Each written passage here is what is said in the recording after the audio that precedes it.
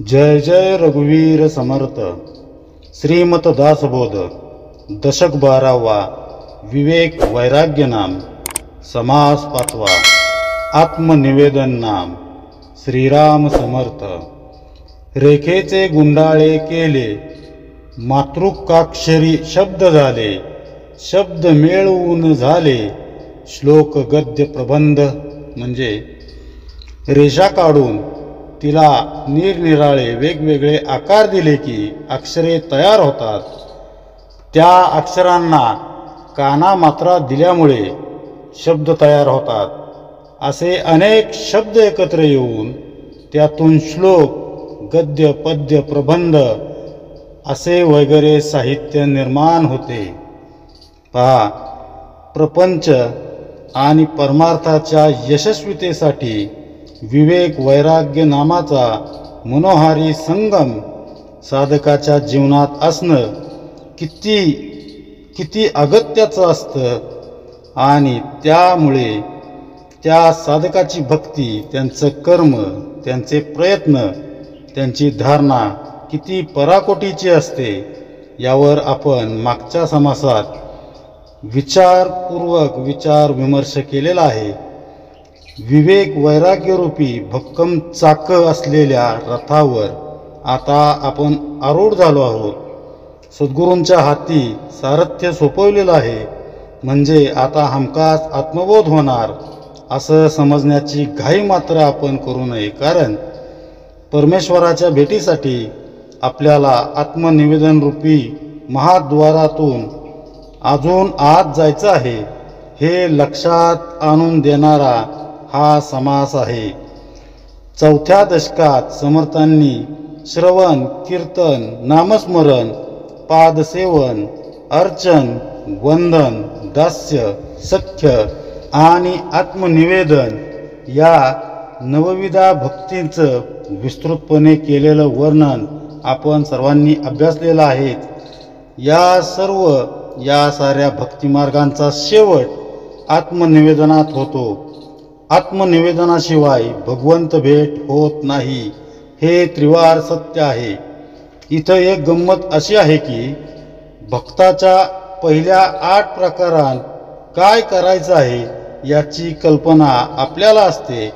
मात्र आत्मनिवेदन करायचं म्हणजे नेमकं काय करायचं याविषयी सामान्यांच्या मनात गोंधळ उडू शकतो. भक्ती कुठल्याही मार्गानं केली तरी त्याची फलश्रुती आत्मनिवेदनातूनच मिळते. म्हणून समर्थ पुन्हा एकदा आत्मनिवेदन या संकल्पनेची भूमिका अधिक सखोल पद्धतीनं आपल्यापुढं मांडत आहेत. आत्मनिवेदन म्हणजे स्वतःचं निवेदन करणं, भगवंत चरणी समर्पित करणं. हे तर आपण नवविधा भक्ती या दशकात शिकलेलोच आहे. पण ज्ञानापूर्वीची भक्ती होती. आताचं आत्मनिवेदन हे ज्ञानोत्तर आहे. म्हणूनच त्याला विशेष महत्त्व आहे. त्यावेळी माया, ब्रह्म या संकल्पना तितक्याशा स्पष्ट झालेल्या नव्हत्या. पुरुष प्रकृतीमधील अभेदत्व अंतरंगात उतरलेलं नव्हतं. त्यावेळेची ज्ञानाअभावी असणारी भक्ती कवायतीप्रमाणे होती. 8व्या मायोद्भव नामामध्ये या दशकात समर्थांनी खरं ज्ञान सांगण्यास सुरुवात केली.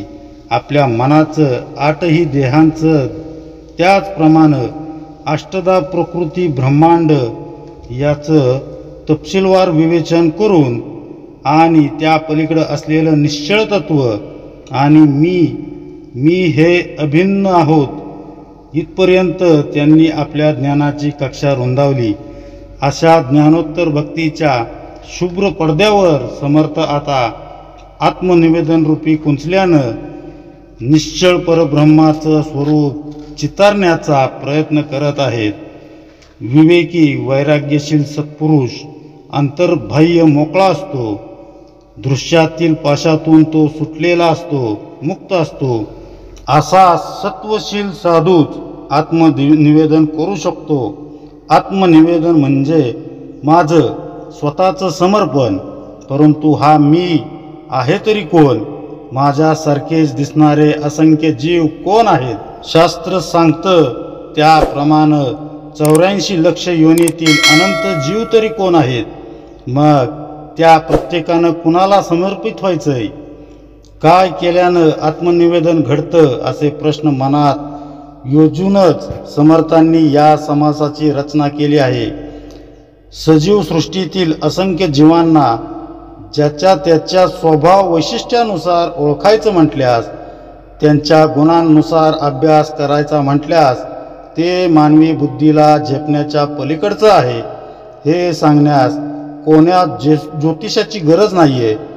समर्थ म्हणतात, हे दृश्य विश्व, त्यातील अनंत जीव, त्यांचे ध्वनी, त्यांच्या भाषा, त्यांच्या लिपी यांचा विस्तार इतका महाकाय आहे की त्यामुळं जीव भ्रमिष्ट होऊन जाईल आणि त्याला जे साधायचं आहे ते मात्र त्याच्या हातून निसटून जाईल. तसं होऊ नये यासाठी विविधतेतून एकता या सूत्रानुसार या साऱ्या पसाऱ्यातील सामायिक तत्व तेवढंच घ्यावं असं समर्थांना सुचवायचं आहे.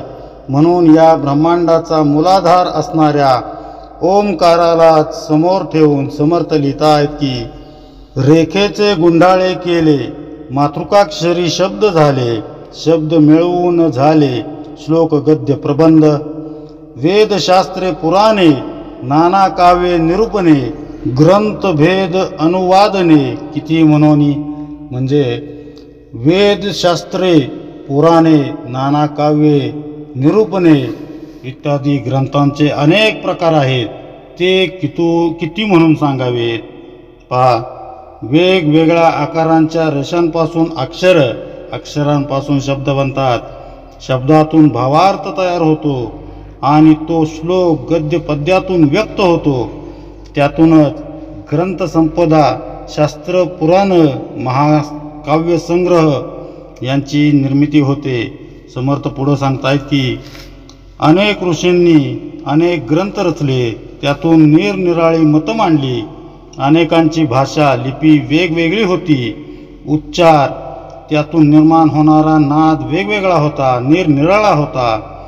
या सर्वांतून समर्थांना इथं काय सांगायचे ते नीट समजावून जर घेतलं नाही तर या समासाच्या चिंतनाभ्यासाची दिशा भरकटू शकते. नाना ऋषी नाना मते, पाहो जाता असंख्याते, भाषा लिपी जेथे तेथे काय उणे. म्हणजे अनेक ऋषी झाले, त्यांची अनेक मते आहेत, ती सांगता येणे शक्य नाही कारण ती असंख्य आहेत. अनेक भाषा आणि अनेक लिप्या असल्यामुळं ग्रंथांना काय तोटा आहे?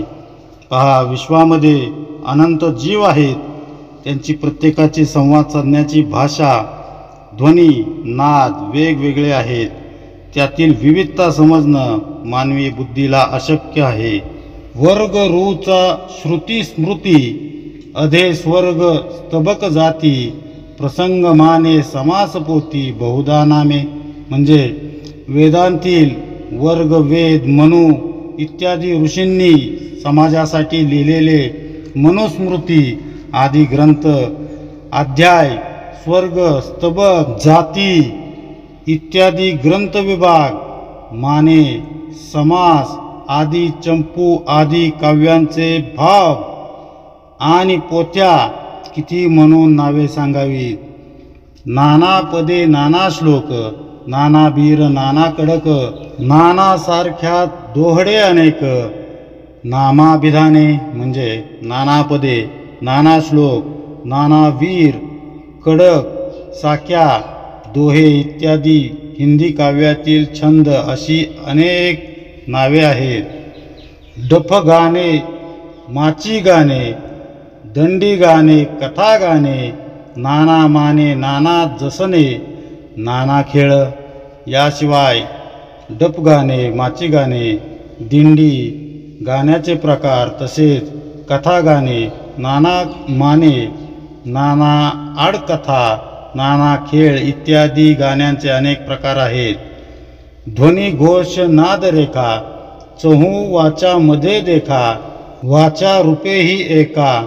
नाना भेद म्हणजे ध्वनी, घोष, नाद, रेखा असे चारी वाचांमध्ये अनेक भेद आहेत.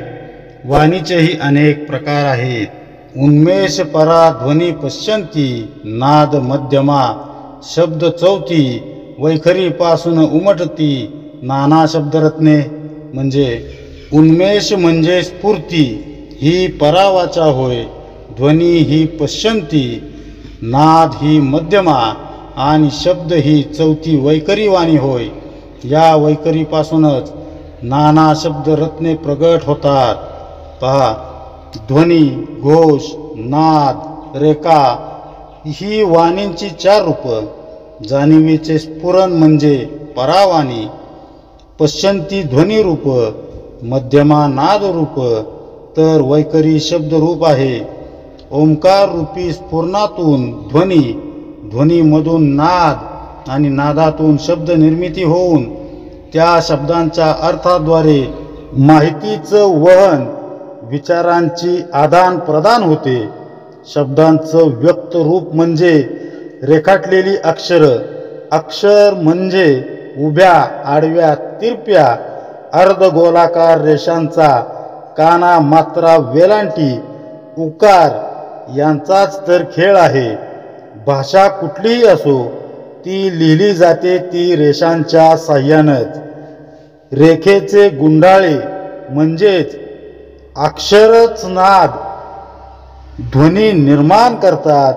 भाषा वेगवेगळी असली तरी शब्दांचा भावार्थ इथून तिथून सारखाच असतो. तसं सृष्टीतील प्रत्येक वर्गानं निरनिराळे रंग, गुणधर्म धारण केलेले आहेत. प्रत्येक सजीवाचे, वस्तूंचे आकार भिन्न भिन्न आहेत. त्या प्रत्येकाचे गुणविशेष वेगवेगळे आहेत. पण त्या सर्वांच्या अंतर्यामी वसणारं चैतन्य हे एकसारखंच आहे. जसं बॅटरीवर चालणारी खेळणी वेगवेगळी असतात, पण त्यांना ऊर्जा पुरवणारी बॅटरी ही जशी एकसारखी असते, तसं विश्वाला चैतन्य पुरवणारी शक्ती एकच एक आहे. सृष्टीतील हे एकरूपत्व नीट समजून घेतलं तर आत्मनिवेदनाचा हा प्रांत समजण्यासाठी एकदम सुलभ होतो. बहुविध सृष्टीतील एक रूपतत्वाची दृष्टी समर्थ आपल्याला भाषा, अक्षरांच्या उदाहरणांद्वारे स्पष्ट करतात. पिंड ब्रह्मांडातील एक रूपत्व नीट ध्यानी आलं की आत्मनिवेदन साधणं एकदम सोपं होतं. या प्रतिक्रियेच्या 3 महत्त्वपूर्ण अशा टप्प्यांकडं आपण आता पाहणार आहोत. या समासात आत्मनिवेदन म्हणजे स्वतःचं समर्पण अशा दृष्टीनं आपण चिंतन करत आहोत. इथं काही प्रश्न आपल्यासमोर येऊ शकतात. ते असेच की मी समर्पित व्हायचं ते कुणापुढं? मी समर्पित झालोय ही भावना मुळापासून दूर तरी कशी करायची? यांसारख्या शंका दूर झाल्याशिवाय आत्मनिवेदनाच्या स्थितीपर्यंत आपण पोचू शकत नाही.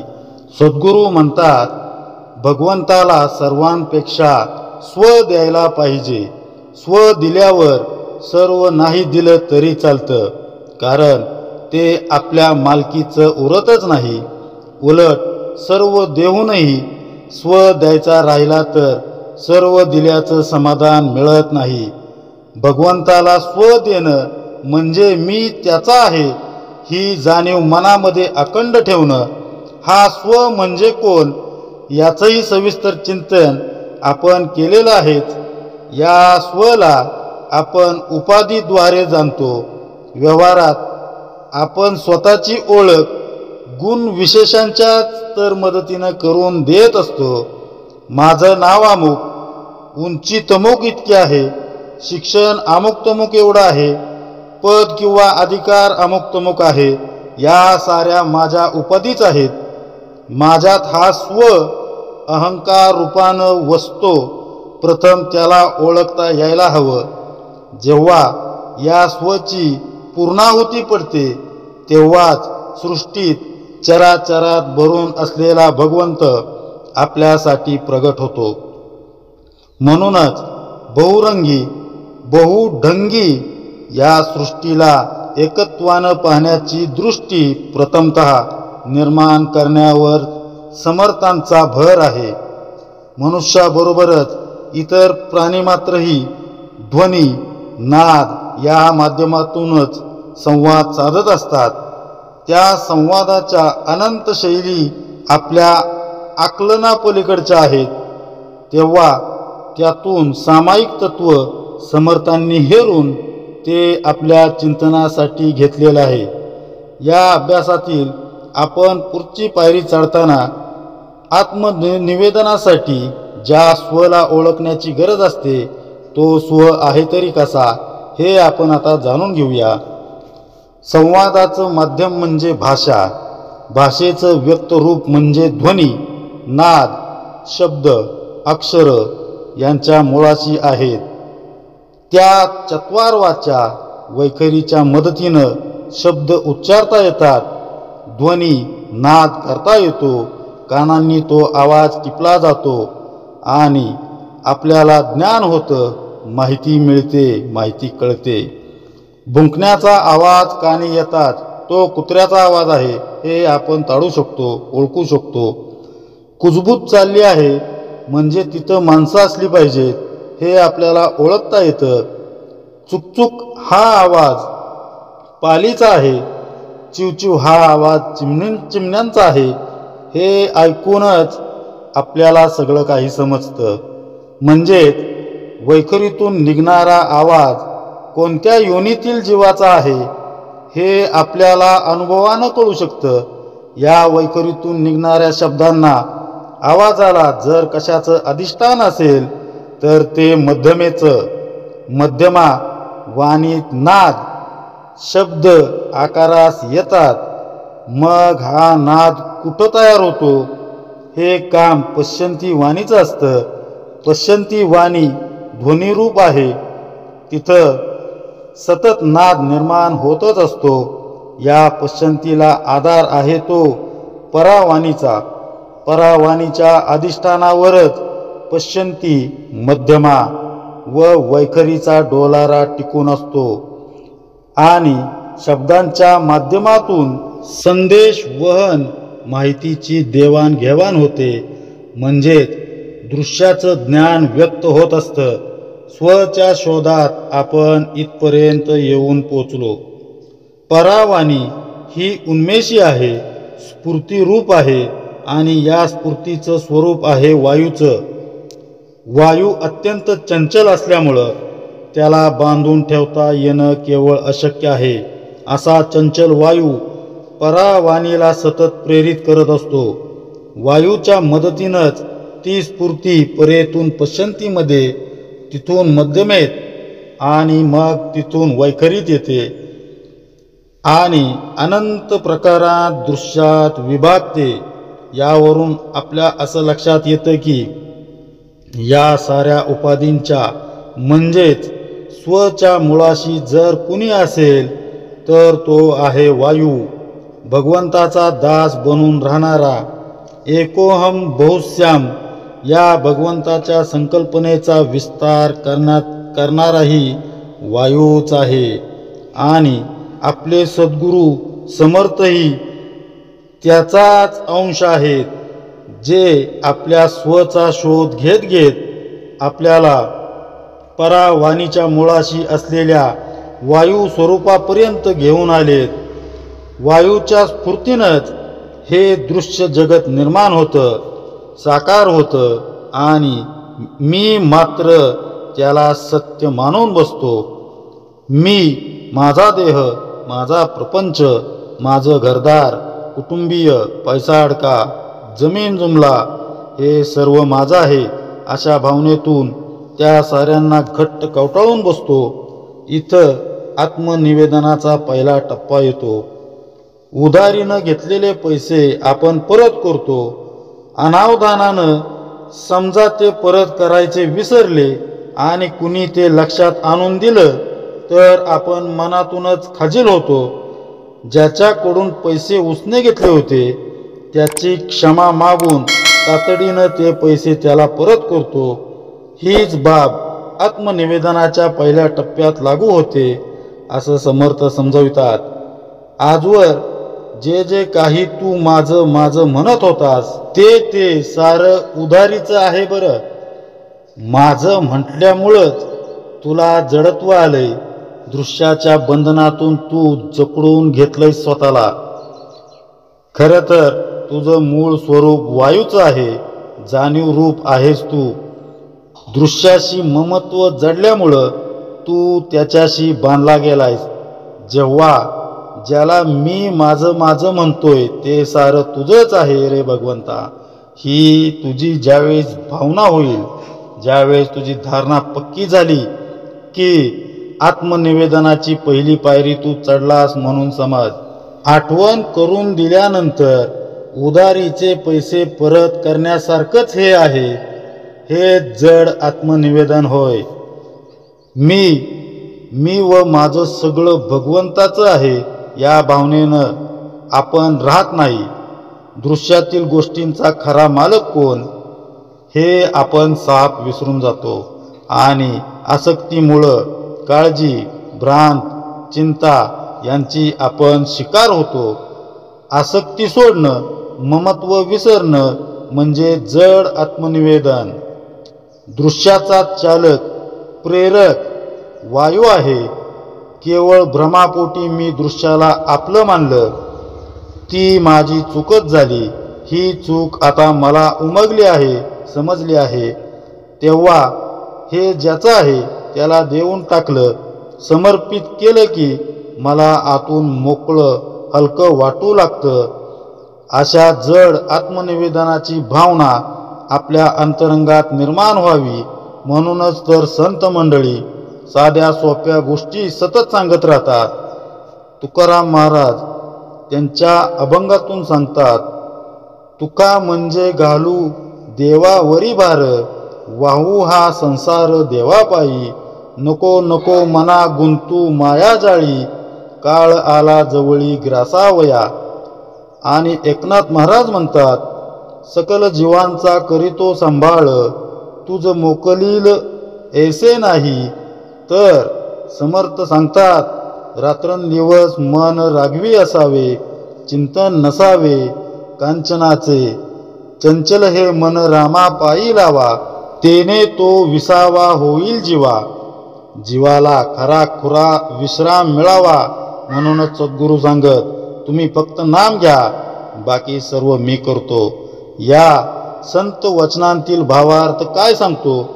सर्व भगवंताचं आहे असं समजून प्रपंचात न अडकता आपण फक्त नामस्मरण करावं, म्हणजे जड आत्मनिवेदन लवकरात लवकर साधू शकेल.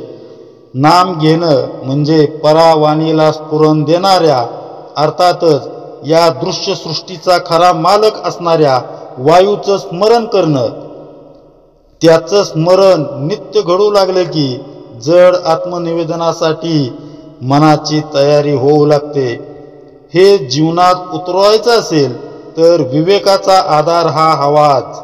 त्यासाठी काही गोष्टी मनास निक्षून सांगाव्यात.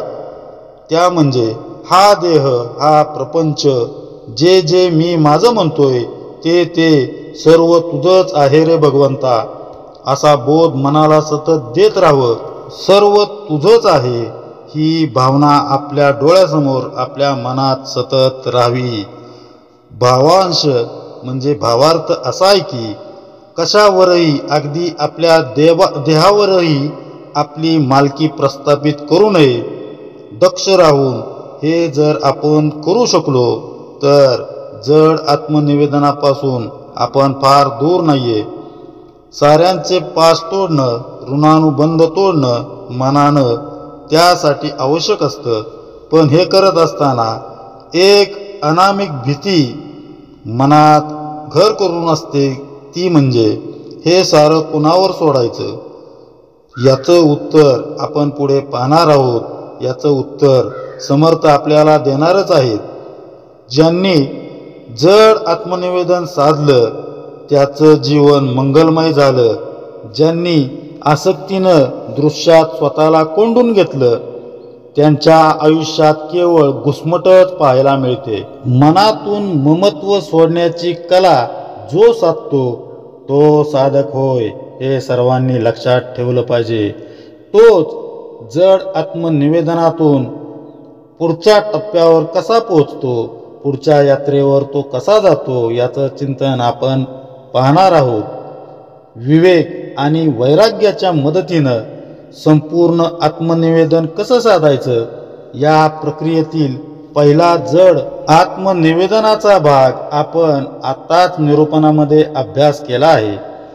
मी कोण आहे हे खऱ्या अर्थानं कळलं की अहम ब्रह्मास्मी हा केवळ तत्वबोध न उरता तो जीवनाचा अविभाज्य घटकच बनून जातो.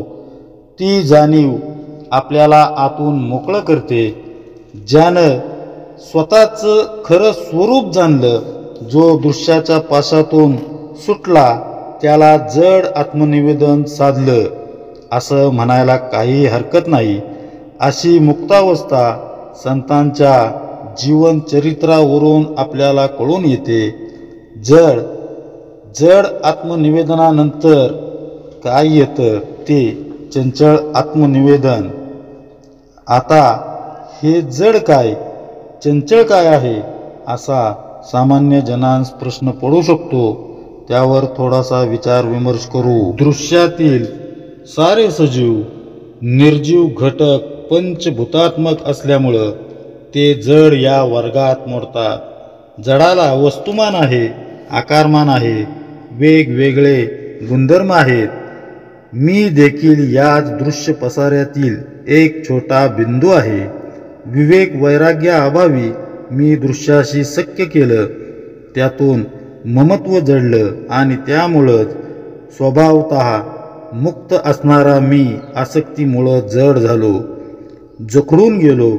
या दृश्यासक्तीपासून अलिप्त राहण्याची वृत्ती विवेक वैराग्यातून आपण मिळवू शकतो.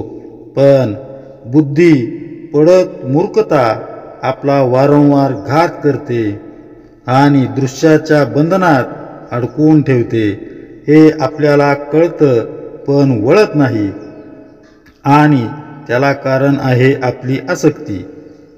भगवंताचं अखंड नामस्मरण थेट या आसक्तीवरच घाव घालतं आणि तिच्यापासून आपली सुटका करतं.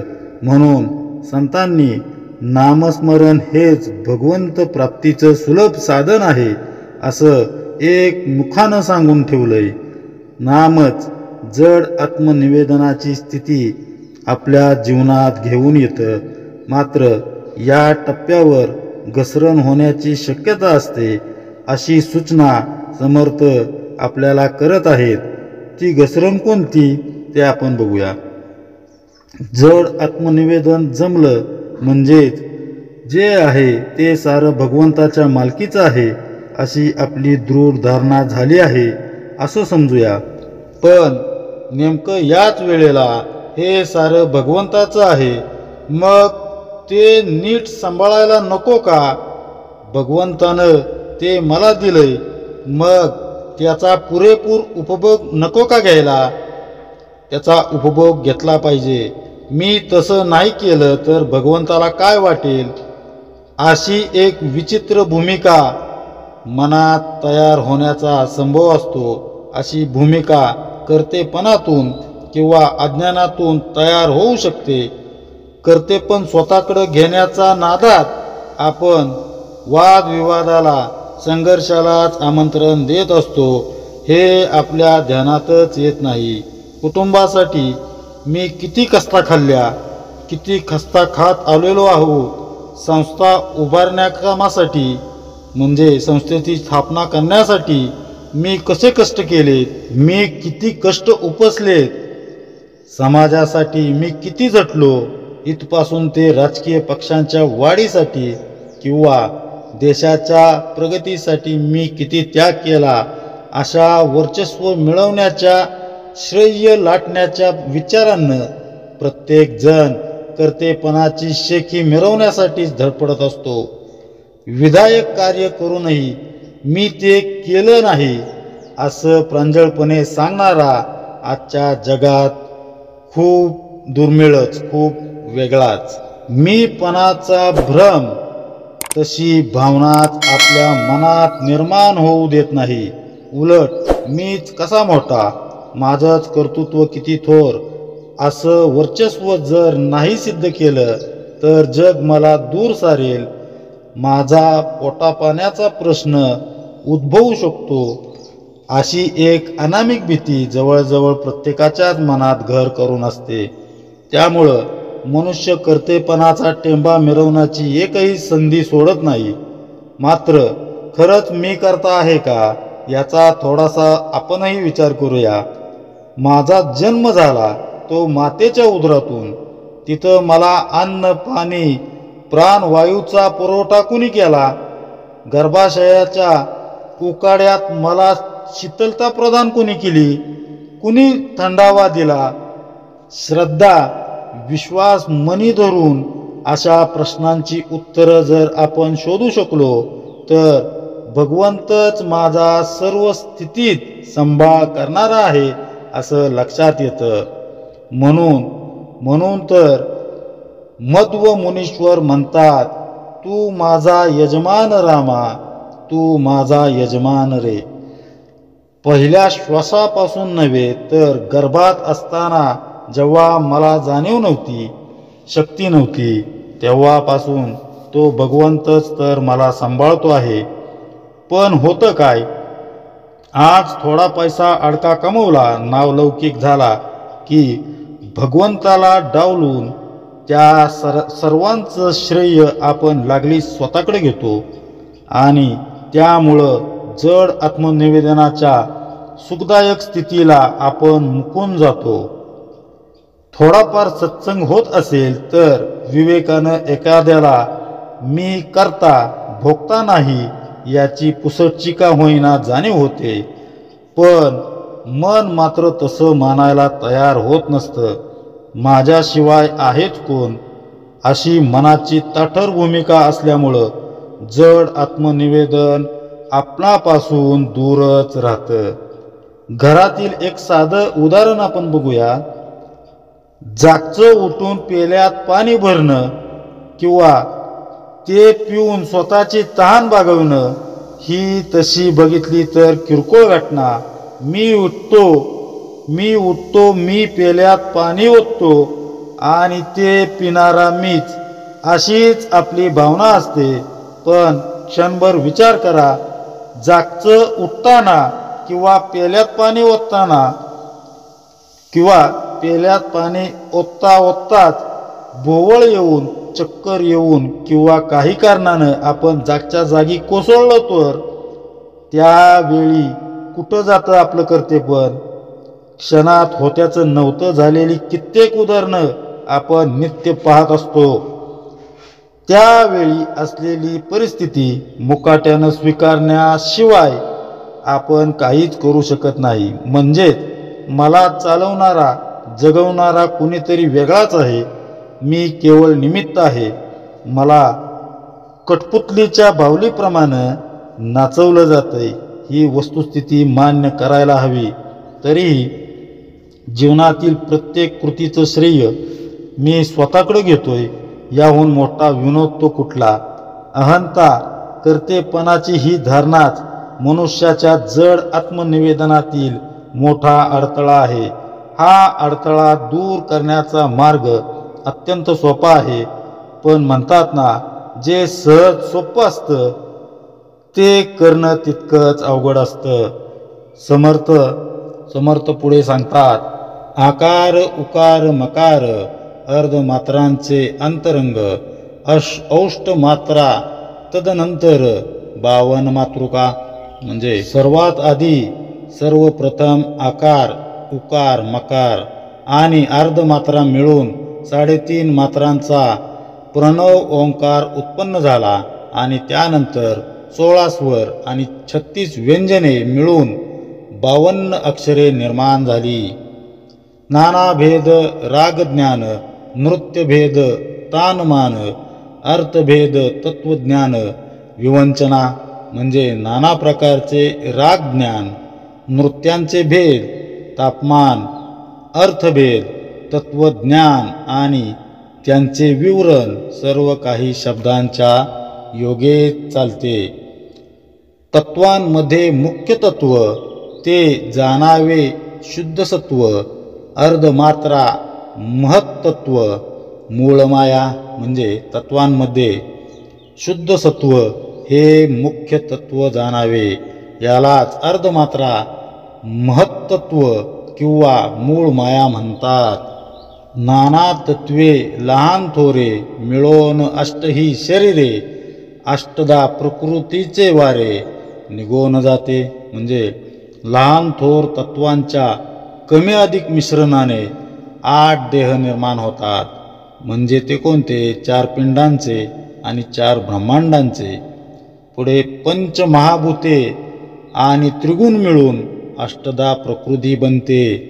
तिच्यामध्ये चंचल वायू असल्याने ती निघून जाते. वारे नसतात जे गगन, तैसे गगन तैसे परब्रह्म सघन, अष्टदेहांचे निरीक्षण करून पाहावे. म्हणजे चंचल वायू लय पावल्यानंतर किंवा चंचल वायू संपुष्टात आल्यानंतर जसे निश्चल गगन शिल्लक उरते, तसेच परब्रह्म सघन सर्वत्र कोंडतलेले असते. 8ही देहांचा निराश करून त्या निश्चल परब्रह्माला अनुभवाने जाणावे, ओळखावे. ब्रह्मांड पिंड उभार, पिंड ब्रह्मांड संहार, दोही वेगळे सारासार विमळ ब्रह्म. म्हणजे ब्रह्मांडापासून पिंडापर्यंत उभारणी आणि पिंडापासून ब्रह्मांडापर्यंत संवारणी कशी होते ते जाणून घ्यावे. म्हणजे सारासार विवेकाने या दोघांवेगळे जे विमळ ब्रह्म आहे त्याचा बोध होतो. पदार्थ जड आत्मा चंचळ, विमळ ब्रह्म ते निश्चळ, विवरोन विरे तात्काळ तद्रूप होय. म्हणजे सर्व दृश्य पदार्थ जड असतात, अंतरात्मा चंचळ असतो. फक्त विमळ ब्रह्म तेवढे निश्चळ असते. त्या विमळ ब्रह्माचे मनन निधिध्यासन चिंतन करता करता सहज तद्रूपता प्राप्त होते, सहज एकरूपता प्राप्त होते. पदार्थ मने काया वाचा, मी हा अवघाची देवाचा, जड आत्मनिवेदनाचा विचार ऐसा. म्हणजे सर्व दृश्य पदार्थ आपले मन, काया, वाचा यांसह मी सर्वच्या सर्व देवाचा आहे हा विचार दृढ होणे हे जड आत्मनिवेदन होय. चंचल करता तो जगदीश, प्राणी मात्र त्याचा अंश, त्याचा तोची आपणास ठाव नाही. म्हणजे ईश्वर म्हणजेच मूळ माया किंवा अंतरात्मा हा चंचल असून तोच करता आहे आणि प्राणी मात्र त्याचा अंश आहे. तेथे आपण म्हणजे मी म्हणून कुणीच नाहीये, हे ध्यानात ठेवलं पाहिजे. चंचल आत्मनिवेदन याचे सांगितले लक्षण, करता देव तो आपण कोठेची नाही. म्हणजे देव हाच करता आहे, आपल्याला अस्तित्वच नाहीये ही धारणा होणे म्हणजेच हे चंचल आत्मनिवेदनाचे लक्षण आहे. चंचल चळे स्वप्नाकार, निश्चळ देव तो निराकार, आत्मनिवेदनाचा प्रकार जाणीजे ऐसा. म्हणजे चंचल हे अशाश्वत असून स्वप्नांप्रमाणे मिथ्या आहे आणि निश्चळ देव हा निराकार असून एकला एकटाच आहे, त्याच्याशिवाय अन्य काही नाहीच. ही अनुभूती येणं, हा असा अनुभव येणं हा आत्मनिवेदनाचा प्रकार होय. हे सर्वांनी ध्यानात ठेवलं पाहिजे. पहा, याचाच अर्थ विश्वातील घडामोडींचा करता अंतरात्मा आहे, सर्वांच्या ठाई तोच वस्तू, हे आपण समजून घेतलेलं आहे. पण हा अंतरात्मा कोण हेही जाणून घ्यायला पाहिजे. हे जाणून घ्यायला हवं. मला दिसतं, मला भासतं, मला जाणवतं, तसं हे दृश्य जग खरंच आहे का? अंतरात्मा खरंच दृश्य जगाला नाचवतोय का? अशा गोष्टींवर सूक्ष्म विचार करता करता एका टप्प्यावर सद्गुरू समर्थ आपल्याला ज्ञानोपदेश करतात. दृश्य जगत हे केवळ एक स्वप्न आहे जे अस्तित्वातच नाही, त्याला तू सत्य मानला आहेस. स्वप्नातील जड गोष्टींनी तू स्वतःला बांधून घेतलेला आहेस. कर्तेपणाची उपाधी स्वतःला चिटकवून घेतलेली आहेस. त्यामुळं जे चंचल आहे ते स्वप्नांप्रमाणे आहे. निश्चळ परमात्मा निराकार आहे. त्याच्याशी एकरूप होणं, त्याच्याशी तदाकार होणं म्हणजे निश्चळ आत्मनिवेदन. हे सर्वांनी लक्षात ठेवलं पाहिजे.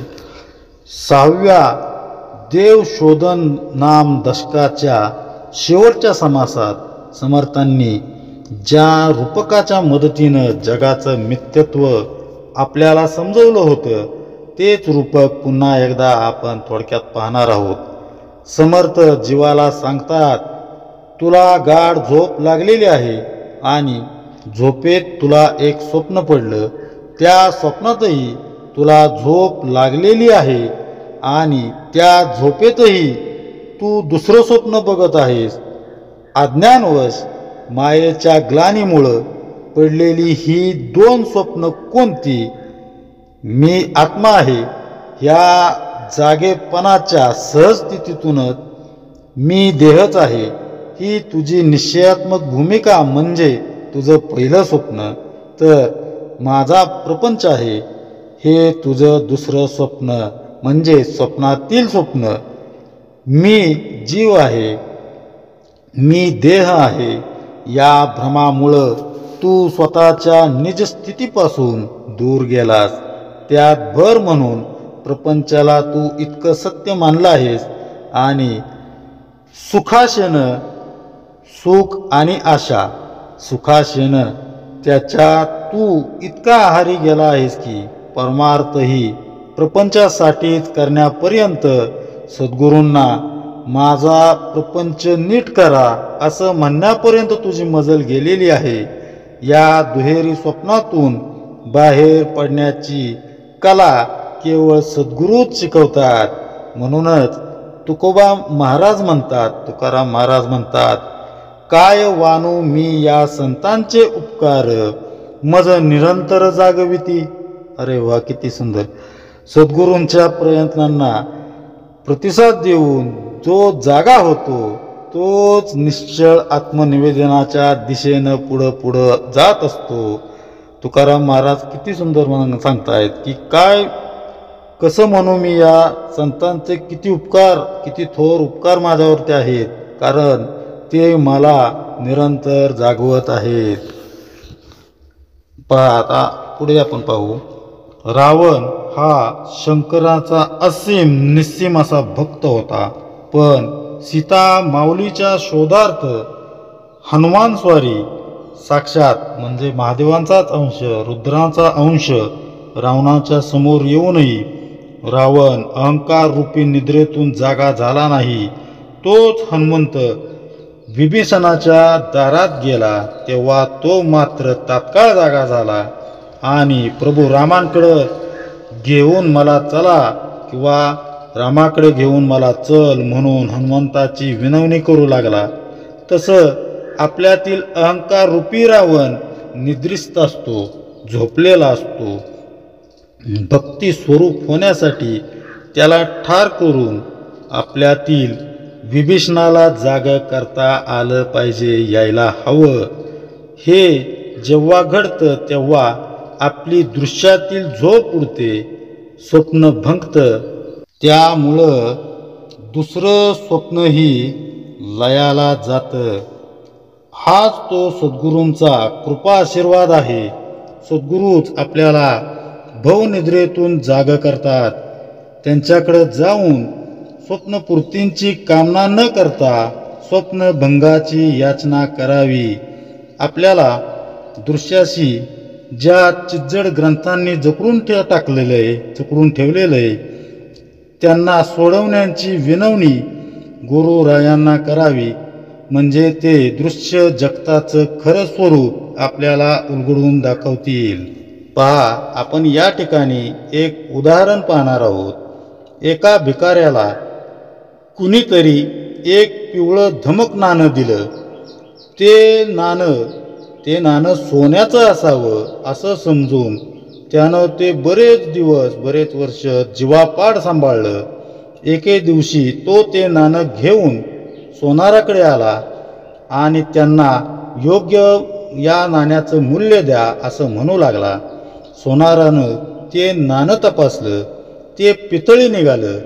त्यानं ते भिकाऱ्याला परत दिलं आणि दुकानाबाहेर तो भिकारी येता क्षणी आत्तापर्यंत जीवापाड सांभाळलेलं नाणं भिकाऱ्यानं एका क्षणात फेकून दिलं.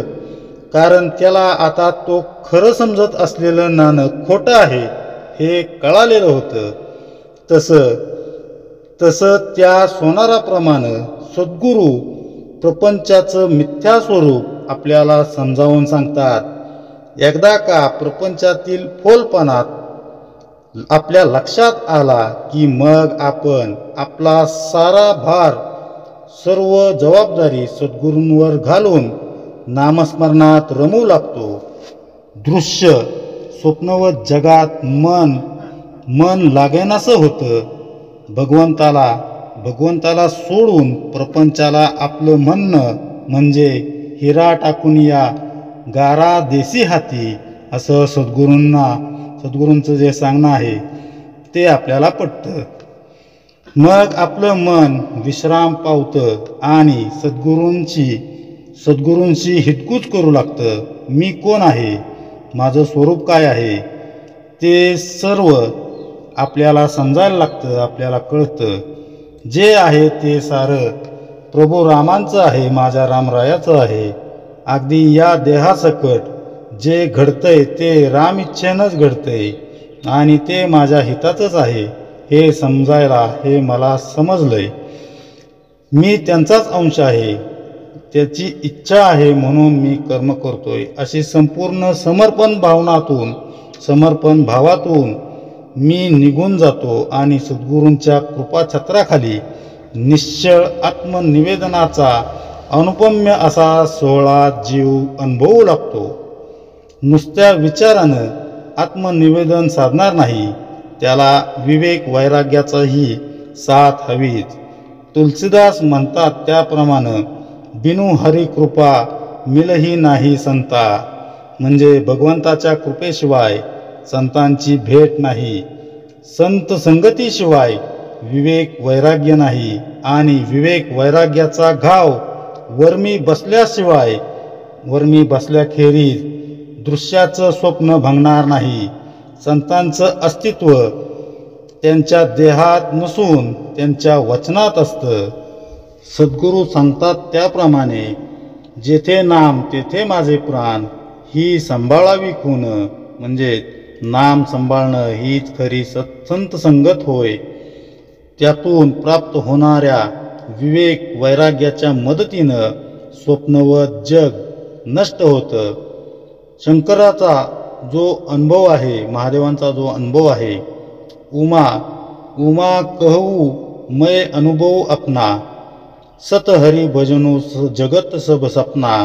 हरिभजन केवळ सत्य आहे, बाकी जग एक स्वप्न आहे याची खात्री पटते आणि आत्मनिवेदन रूपी दिव्य महाद्वारातून आत येत आपण निश्चळ परब्रह्माशी तदाकार होऊन जातो, एकरूप होऊन जातो.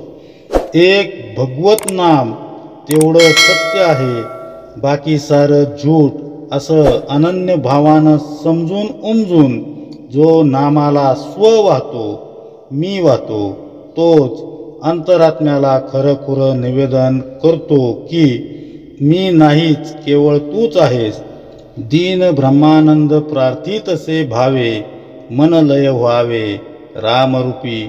याहून वेगळं निश्चळ आत्मनिवेदन ते कोणतं हे आपण सर्वांनी ओळखायचं आहे. पुढे समर्थ सांगतात, ठावची नाही चंचळाचा, तेथे आधी आपण कायचा, निश्चळ आत्मनिवेदनाचा विवेक ऐसा. म्हणजे जेथे चंचळाचा म्हणजे मूळ मायेचाच पत्ता नाही, तेथे आपण म्हणून अस्तित्व राहीलच कसे, हा विचार दृढ होणे हा निश्चल आत्मनिवेदनाचा विवेक होय. समर्थांनीच दासबोधात सांगितलेलं आहे की तीही प्रकारे आपण नाही नाही दुजेपण, आपण नसता मीपण नाहीच कोठे. म्हणजे याप्रमाणे या तिन्ही प्रकारच्या आत्मनिवेदनात मी पण म्हणजे आपण कुठंच शिल्लक उरत नसल्यामुळं तेथे दुजेपण म्हणजेच वेगळेपणा उरतच नाही. आपणच नाही मग मी पण तरी कुठे असणार. पहा, मनुष्याला सतत काही ना काही करत राहायला आवडतं. काहीच न करता शांत स्तब्ध बसायचं म्हटल्यावर त्याला वेळ लागतं किंवा वेळ लागेल. एकांत जरी मिळाला तरी देहानं मी काय आणि मनानं काय स्वस्थ नाहीच राहू शकत कोणीही. यावरूनच काहीच न करुणी प्राणी ही समर्थांना अभिप्रेत असणारी अवस्था जमणं किती कठीण आहे, किती अवघड आहे याची कल्पना सर्वांना यावी. याहीपेक्षा अवघड म्हणजे सर्व करून मी काहीच केलं नाही, त्याचं श्रेय माझं नाही आहे, करता करवणारा तो भगवंत आहे, त्याचं श्रेय फक्त भगवंताचंच आहे, अशी भावना असणं.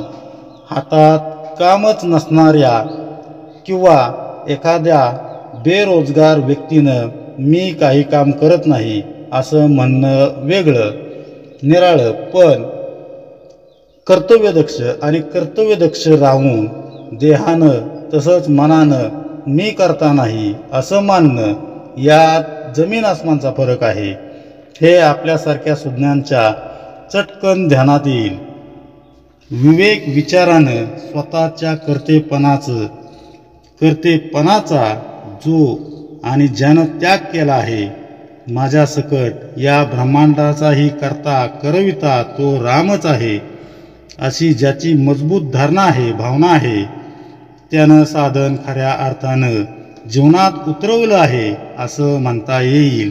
अन्यथा एका हातात जपाची माळ फिरत आहे आणि त्याच वेळी डोक्यात चिंता भ्रांत यांची मालिका अखंड सुरू आहे, अशा मनुष्याच्या जीवनात जड आत्मनिवेदनाची स्थिती कशी येणार. त्यासाठी स्वतःचा कर्तेपणा ठेचणं आणि अंतरात्म्याच्या सत्तेला मनोमन स्वीकारणं खूप गरजेचं आहे, खूप अगत्याचं ठरतं. अर्थात हे बोलायला वाचायला जरी ठीक असलं, सोपं असलं, तरी पण कृतीत आणणं हे फार अवघड आहे. कर्तव्य म्हणून कर्म करताना त्याचं फळ मनाजोगं किंवा मनाविरुद्ध असलं तरी ते भगवंताच्या इच्छेनं मिळाले, ते माझ्या हिताचंच असणार आहे असा विचार करण्याची म्हणजेच भगवंताच्या इच्छेत आपली इच्छा मिसळून टाकण्याची कला एकदा का जमू लागली की आल्या परिस्थितीला विना तक्रार सामोरं जाण्याची मनाची तयारी होऊ लागली की चंचल आत्मनिवेदनाच्या प्रांतात आपण प्रवेश करू लागलोय असं समजायला मुळीच हरकत नाही. हे विश्व एका चेतनाशक्तीच्या मदतीनं चालत आहे. इथं अनंत घडामोडी घडत आहेत, पण त्याचा सूत्रधार तो अंतरात्माच आहे. तोच ते सर्व घडवीत आहे आणि मी त्याचाच एक अंश आहे. ही मनोभूमिका एकदा का मनात पक्की झाली की मग विचार तरी कशाचा करायचा, आपण काळजी तरी कशाची करायची. ज्ञानेश्वर महाराजांच्या ज्ञानेश्वरीमध्ये 9व्या अध्यायातील पुढील ओवी, परी आता आमुते गोड करावे ऐसे तांदुळी कासाया विनवावे, साई खडियाने काय प्रार्थावे. सूत्रधारा ते म्हणजे आम्हाला गोड करून घ्या अशी विनंती भातातील तांदूळ भात शिजवणाऱ्याला किंवा भात खाणाऱ्याला करतील का? आम्हाला चांगले नाचव असं कळसूत्री भावल्या सूत्रधाराला सांगू शकतील का? हे जसं शक्य नाही तसं आपणही कळसूत्री भावलीप्रमाणे असून आपल्याला नाचवणारा तो अंतरात्माच आहे हे मनाशी पक्क धरावं. हे आपल्या मनानं पक्क करावं. जो स्वतःसह इतर प्रत्येक घटकात, इतर प्रत्येक घटनेत अंतरात्म्याच्या अस्तित्वाची जाणीव ठेवून वागतो. कर्मांचे डोंगर उभारताना अकर्तुम भावानं अंतरात्म्याच्या इच्छेत आपली इच्छा मिसळून समाधानानं राहतो. तो चंचल आत्मनिवेदनाचा प्रांत काबीज करून निश्चल आत्मनिवेदनाच्या अतिरम्य प्रदेशात प्रवेश करतो. हे ध्यानात ठेवावं. आत्मनिवेदन ही भगवंत प्राप्तीची शेवटची पायरी. या समासातील ओव्यांच्या आधारे सूक्ष्म चिंतन करताना आपण समर्थांनी सांगितलेले आत्मनिवेदनाचे आपण पहिले 2 टप्पे अभ्यासलेले आहेतच. त्याचं वाचन, श्रवण, मनन करून जड आणि चंचल आत्मनिवेदन आपल्या नित्य आचरणाचा भाग व्हायला हवं. तरच तर आपल्याला भगवंत भेटीचं अंतिम ध्येय गाठता येणं शक्य आहे. हीच समर्थांची अपेक्षा आहे. जे दृश्य आहे, जे दिसत आहे, ज्या ठिकाणी माझं ममत्व जडलेलं आहे ते सारं अगदी माझं भावविश्व, माझा देहसुद्धा माझ्या मालकीचं नसून ते सर्व भगवंताचं आहे अशा भावनेनं जगात वावरणं, अशा धारणेनं सर्वत्र वर्तन ठेवणं म्हणजेच जड आत्मनिवेदन. आपण आपल्या घरात पाहुण्यासारखं वागावं असं सद्गुरू सांगत असत. त्यामागं मालकीच्या समर्पणाचा भाव आपल्या अंतरंगात यावा असाच उद्देश सद्गुरूंचा असायचा. याचा पुढचा टप्पा आपण अभ्यासला तो चंचल आत्मनिवेदनाचा. विश्वात अनंत घटना घडत असतात. त्या प्रत्येक घटनेमागं काहीतरी कार्यकारण भाव असतो. तो सामान्य मनुष्याच्या आकलनाच्या पलीकडं म्हणजे विचारशक्तीच्या पलीकडचा असतो. संत मात्र तो जाणतात आणि त्यामुळंच घडणारी प्रत्येक घटना ही भगवंताची इच्छा म्हणून स्वीकारायचं सूत्र ते आपल्याला देतात. त्यातूनच आपल्या मनाला स्वस्थता लाभते, समाधान मिळतं. ब्रह्मांडाच्या अंतर्यामी अंतरात्मा वसत असून तोच प्रत्येक जीवाला कठपुतलीसारखं नाचवत असतो. तेव्हा माझ्या कर्तेपणाला काहीच अर्थ नसून सारं कर्तृत्व त्याचंच आहे, भगवंताचंच आहे. सर्वांठाई अंतरात्माच भरून उरला आहे अशी भावना, अशी भूमिका अंतरंगात स्थिरावणं आणि त्यानुसार त्या अनुरूप आचरण ठेवणं म्हणजेच चंचल आत्मनिवेदन. सद्गुरू प्रदत्त साधनातून, सत्संगातून, अंगी आलेल्या विवेक वैराग्यातून तसंच सद्गुरू वचनांमधून प्राप्त झालेल्या बळाच्या जोरावर आपण जड आणि चंचल आत्मनिवेदनाचा प्रांत ओलांडून आता निश्चल आत्मनिवेदनाच्या अंतिम अशा टप्प्याकडे निघालेलो आहोत. जड आणि चंचल आत्मनिवेदनामध्ये मी साक्षी भावानं उपस्थित असतो, पण निश्चल आत्मनिवेदनात मी साप विरघळून जातो. कारण या टप्प्यावर सद्गुरू दृश्य जगाचं खरं स्वरूप उलगडवून दाखवतात. म्हणजेच खऱ्या ज्ञान ज्योतीच्या प्रकाशात आपलं अंतरंग उजळून टाकतात आणि समर्थ शेवटी सांगतात, पाहता पाहता अनुमानले, कळता कळता कळो आले, पाहता अवघेची निवांत झाले. बोलणे आता म्हणजे ग्रंथ वाचता वाचता अनुमानाने कळू लागले, अनुभवाने कळू लागले आणि कळता कळता प्रत्यक्ष अनुभव येतो. त्याप्रमाणे शोध घेत असता सर्व जाऊन केवळ निवांत निश्चल परब्रह्मच राहिले, तेव्हा आता बोलण्यासारखे काही उरलेलेच नाही. इति श्री दासबोधे गुरुशिष्य संवादे आत्मनिवेदन नाम समास 5वा. जय जय रघुवीर समर्थ.